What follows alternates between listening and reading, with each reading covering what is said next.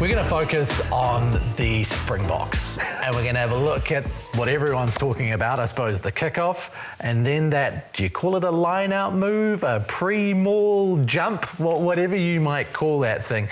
We'll have a look. Obviously, there's been emails come through from a lot of people about this, and they're wanting to know a bit more about how it works and why. My first thought, Brenna, is with the kickoff. Let's start at the start. What was the point? Like when I saw it as a layman, I saw them giving the chance for a midfield scrum to the opposition with the first play of the game when the opposition scrum is probably likely to be at its best. You haven't worn it down yet, and you've missed the chance to pressure them for their exit. That's what I saw. Yep. Does that move make sense to you? Oh, look, I just think it's more of to show who we are kind of set up, to be honest. Like, no disrespect to Italy, but you can probably afford to do it against Italy. And you look at probably the first two free kicks in the scrum against the South Africans, but look, they just had a far dominant scrum, not just that test match, but the previous test match. They were able to put that amount of pressure on the Italians. So, look, you know, if you're a bit of a purist, you're thinking, you just kick that long, and saying that they probably kick it out to the 40-metre line and they get to go for a line-out strike. But it's a great way to be able to just, set the tone, and hearing visions of and hearing them of what they think around their scrum. It's a weapon for them. So, if they had their time again, they'd probably get a penalty and they don't give away that free kick. But it was more so just a mindset, I think, to set the tone and saying, it's a really big weapon for us. Let's see how we can try and innovate in another way. And look, we were talking about it now, and it pretty much popped up on our chat in terms of talking around, why would they do that? And so, I think it'll be a bit of a tone setter, I think, for that test match. I think how long until every international team has an ex-referee in the coaching staff, because you have to know where there's potential opportunities for grey, because the law, to intentionally be offside, technically you'd have to think it could be a penalty, but you have to think Jaco is let's give it a crack and see what happens. On another day, I'd be interested to know what he would have done as a ref. But I don't see it being that beneficial. You'd have to have the most dominant scrum, and it's, a scrum is a very risky option. I'm glad they called it, because you see so many long kickoffs when people are in front and no one calls it. But so blatant, just so blatant. What's going on here? But even just catching it, it's no one would just catch it when it's 2 metres. Know that. So I know they wanted to get to the scrum. They got their scrum, but I just think defensively, it's the hardest position. If they win that scrum, defensively, it's quite hard to defend from a midfield. 100% it is. 50-22. So, it's risky, but I just think it's one of those ones they've just gone, let's have a crack. Do it early. It's not going to put too much damage if it doesn't go well. They're having a laugh. They've had Clippies and Coke, and they're sitting around in the evening, and they're just having a laugh. What's something we can do? What should we get these puppets to talk about this week? Yeah, and you run straight for it, straight into the rule book. How does this work? What is the thing here? I thought it straight away. Yeah. No, but if it doesn't look right, even if it's not in the rule book, there'll be an adjustment, because it doesn't look right. It doesn't look right, but it's in the law book, because Law 978 says you should never intentionally break a rule. 100%. And it was very intentional. Very. So that if the referee had been on his money, but that's never happened before. The referee obviously isn't going to call it, because what practice does he have in calling? Unless you've got a very, very, very technical ref that knows the rules. After that, they definitely one and done. Yeah. Or it might not be. We'll do it again. Do it against the All Blacks. I'd love to see it. Bring it test one, Eden Park. And okay, let's not bait them. Okay, let's keep our powder dry. Okay. Now the other one, of course, was probably the most interesting one, and the one that was just so enjoyable to watch. And that was when Norkie went up and got that ball at the top, had lifters underneath him in the middle, forming a maul or a ruck in the middle of the field is just outrageous, Jim. Yeah, it is and it isn't, because it's been done over a number of years, not been lifted. But the maul, switchback maul, has been done a number of times. I've been in teams that have done it, and the reason why it normally is you've seen, I suppose, the opposition defence is over-eager, and they want to win the race around the corner, so they all just like headless chickens, sprint, get around the corner, you go back that way, then they panic and feed in there. If they don't panic, you're going all the way, or you're getting a penalty, as we saw, an advantage or whatever.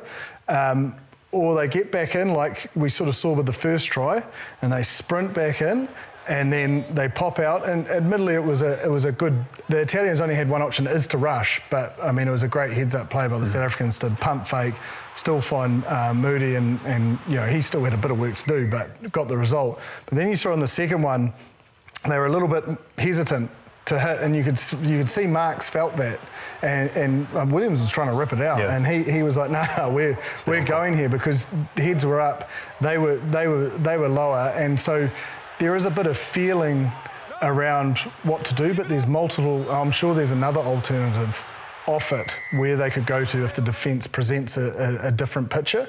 But I'd say the essence of it, they've seen.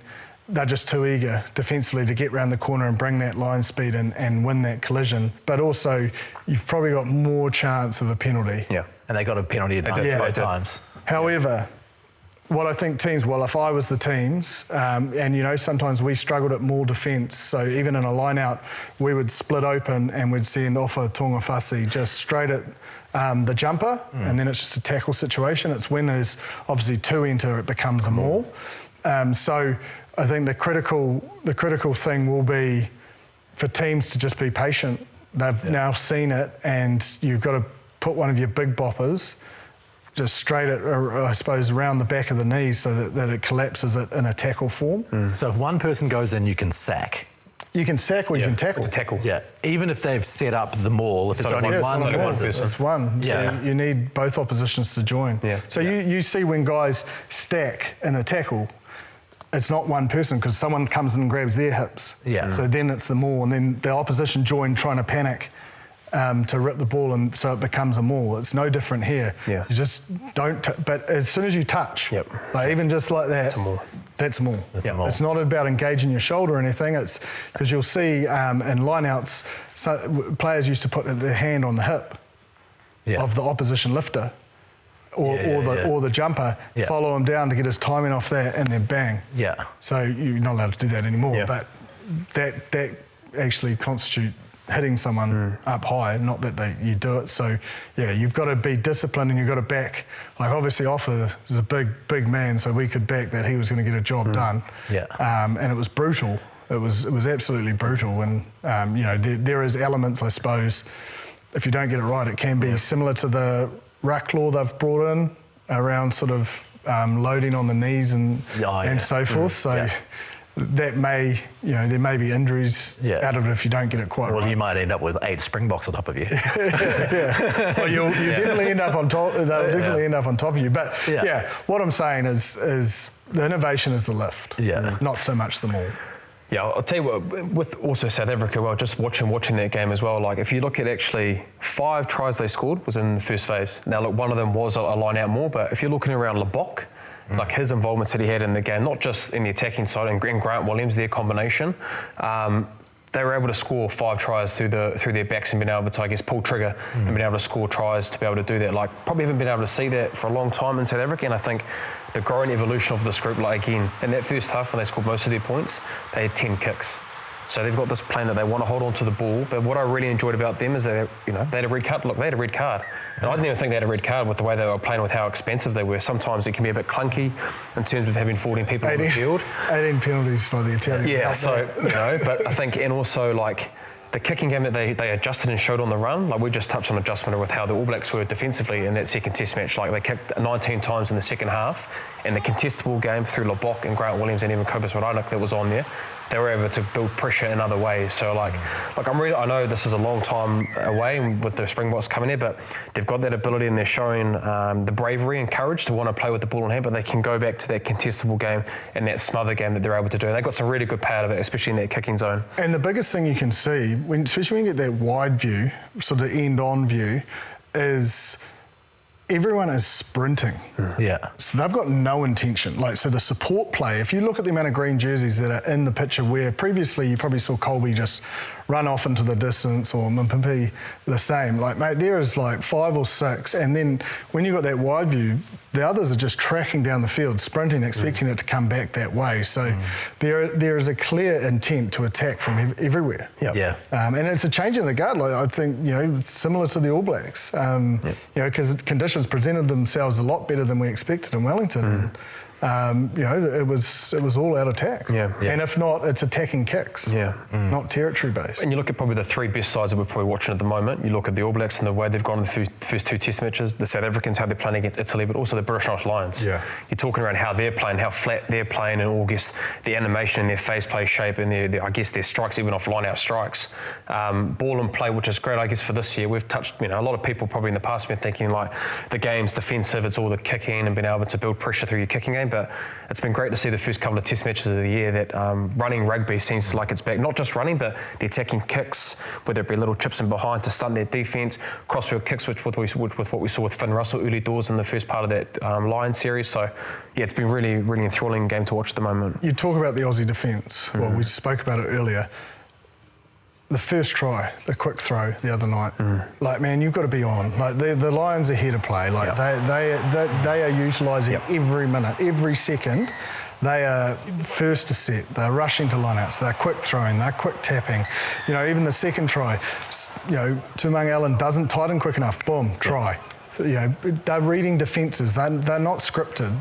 They almost, and I think Pollock does resemble it. Like he does. He just plays without fear. He's not robotic. He will be on that side of the field, that side of the field. He'll be in the middle of the field. It doesn't matter. He just wants part of the plan. And it just seems like the Lions have a license that if they see a defender's body language is showing a bit of weakness, break script. You must break script. Otherwise, we're not going to pick you. And that just suits Finn Russell, doesn't it? 100% on Finn Russell. But if you look at that Test match the Brumbies game, you'd probably think that was the closest to you'd think that would be the Test team round one. But geez, if you look at that second performance, the other guys that played that 40, 48-0, 47 or whatever it may be, thinking they're like, no, we're still here. I think the talking point might be who misses out. So who misses out? Not Pollock. Not Pollock. Not Pollock. This is where it'll be very interesting to see how they play him. He's played 6, 7, 8 pretty much on this tour, going in and around that through if you bring on replacements and whatnot. But you've got Earl, you've got Morgan as well, who's played really well at 7. He's got a man of the match. So I don't know. You'd have to think that Andy Farrell is the coach. I think you are going to probably see the nucleus of that kind of spine of the major positions, guys that he trusts, and it's the Irish. You could talk around the midfielding stocks. With Jones and Tuipulotu, their combination. I think, with Jones, the way that he's played, Ringroad's been obviously injured. I think, he's probably going to be that 13. But look, Arke and Pollock's on the bench, he has to come on at 45 or 50. He starts for me. He has just played the house down. It's nothing against Earl or the other options. I think Ben Earl's a fantastic player. But this kid just doesn't care. He just doesn't. It doesn't matter who he plays. He just has that big grin on his face. His tongue's out 24/7, and he's into it. He's into everyone. Yeah, but even the try though, he's chasing everything down. I'd say 9.9 out of 10 players don't get that try. Sometimes, when you're that young, you just want to get him out there. You probably look at Rico Ioane as another example. When we played the British Irish Lions in 2017, what was he, 19? And some people were thinking around his selection, like maybe he's too young, is he really up to it at this level? But ends up going to have a great Test series, and he's played very, very well as well. So it's like he's actually been in the British Irish Lions. He's played 4 or 5 matches, whereas probably Rico's a little bit different. Wasn't playing for the All Blacks as you would consistently, like you would in a British Irish Lions tour, as they are. But yeah, Pollock, he's a special talent. He's a special talent.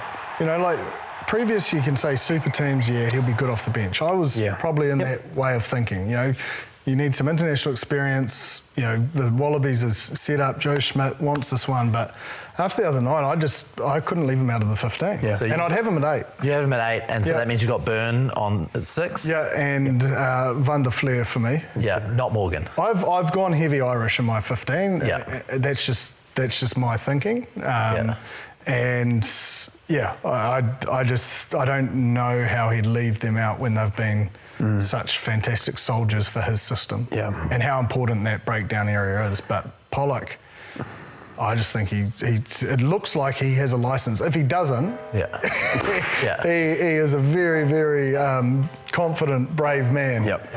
Because he's putting it all out there, but it's coming off. Yeah, he's Savia Mark II, isn't he? It was like that. Yeah. Watching him the other night, it was like watching Artie with Moana Pacifica. Literally, you have a license if you see something, pull trigger, and And his work ethic, he's into it everywhere.